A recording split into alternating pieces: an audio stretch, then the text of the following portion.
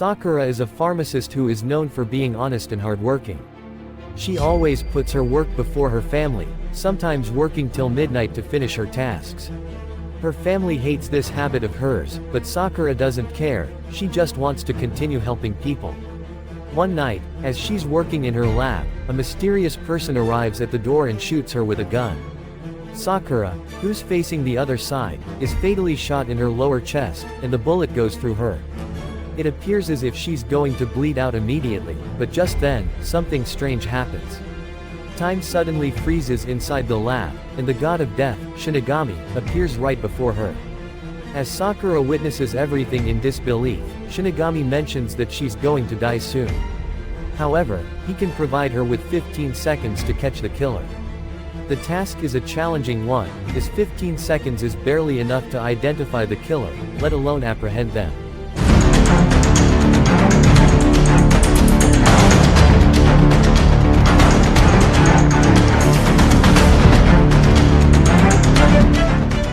This, Shinigami begins describing the rules of the additional 15 seconds.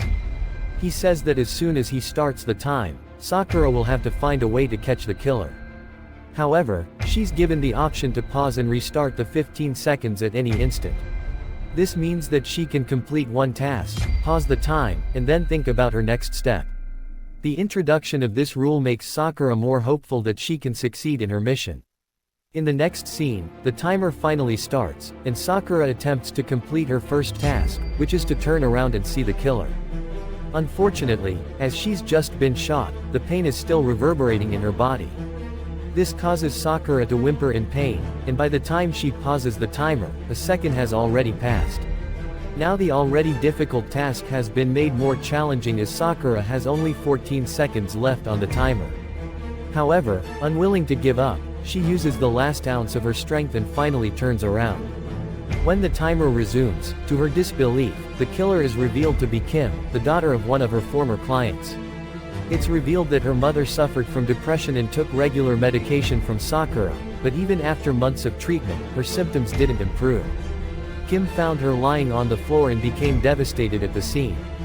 This is when she became determined to exact revenge against Sakura. Back in the room, Sakura realizes that Kim is after her because of her mother's death. Since she's innocent, she wants the police to know that it was Kim who shot her. Now Sakura's only plan is to frame Kim for the murder. There might be only 13 seconds left on the timer, but she has a plan already and is wasting no time. She restarts the timer and throws some powder on the floor. She then grabs the remote for the lights and turns them off, making the room completely dark. The logic behind this is that when the killer enters the room, she will inadvertently step on the powder and thus leave footprints. This will help the police easily find and apprehend her. Sakura manages to complete the task in 2 seconds, but she believes that it is still not enough. So she resumes the timer and hurries to her desk, where she grabs a marker and starts scribbling the name of the killer. When she says pause, only 8 seconds are remaining on the timer. Shinigami, who's watching all this, comments that the idea is too simple as Kim will definitely notice her name on the table and scribble all over it. However, Sakura responds that it's exactly what she wants. Saying this, she restarts the timer, breaks a vase of flour on the table, and covers Kim's name with it.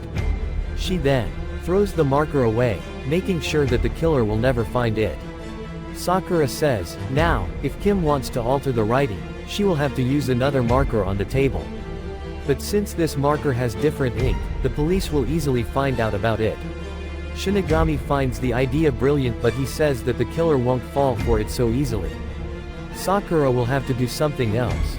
With only 7 seconds remaining on the timer, now hearing this, the latter appears worried. But right then, another idea comes to her mind. She restarts the timer and inserts 2 roses inside the electric socket. She then kicks a nearby bucket and spills all the water on the floor. By the time she's done, there are only 5 seconds left.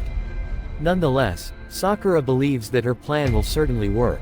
She explains that the rose flowers are blocking the writing on the table and Kim will have to remove them at some point. In the process, she will step on the water and get electrocuted. Sakura believes that the shock will be enough to kill the killer. Hearing all this, even the god of death becomes impressed and starts clapping.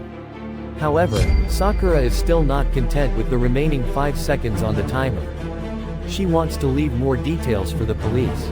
However, when she lunges to get something unfortunate happens, and the killer shoots her once again, right through the chest. It turns out that when Sakura turned around earlier, Kim assumed that she was going to attack. Not willing to take any chances, she shot the poor pharmacist. Due to this setback, only 0.6 seconds are remaining on the timer.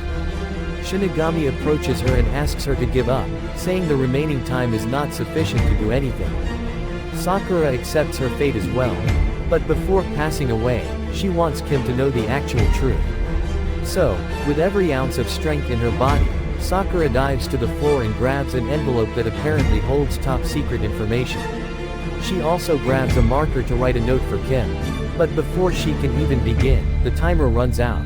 In this way, Sakura dies a tragic death. In the next scene, Kim enters the room slowly but cautiously. When she sees the state of the room, she immediately realizes that Sakura has made some clever changes. But Kim is a smart girl as well, so she avoids leaving footprints on the floor. She quickly puts on Sakura's slippers and enters the room. Following this, she notices her name on the messed up desk and prepares to scribble over it. However, when she grabs the marker on the table, she immediately realizes it's a different one.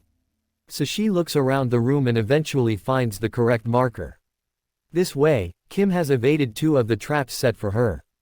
Now she only has to scribble over her name on the messed up desk. But as soon as she touches it, she gets electrocuted because of the wet floor. Kim doesn't get killed, but the shock manages to knock her out cold. A few hours later, when she finally wakes up to the footsteps of the security guard, alarmed Kim quickly gets up, grabs the marker, and writes over her name to leave no details for the police. However, as she's about to leave, she notices the envelope in Sakura's hands and takes it away, believing that it's important evidence. Kim then goes to another room and opens the envelope, inside which, she finds a letter. Surprisingly, as soon as she reads it, she starts crying. It is revealed that the letter is from none other than her mother. The woman who had been battling depression for a long time believed that she had become a burden to her daughter. Hence, she stopped taking the medications prescribed by Sakura, which plunged her into an even deeper abyss of depression. At last, when she wasn't able to endure, she took poison and ended her life. After going through it all, Kim is devastated, as she has taken the life of an innocent person who was just trying to help her mother. She falls to the floor and starts crying profusely. In the final scene, the police arrive and begin investigating the area. Surprisingly, they find a note with Kim's name written on it. Because of this, the killer was finally apprehended. The movie ends as Shinigami holds 2 flowers over the deceased Sakura. He reveals that he wrote the note himself because he wanted to reward her hard work and determination.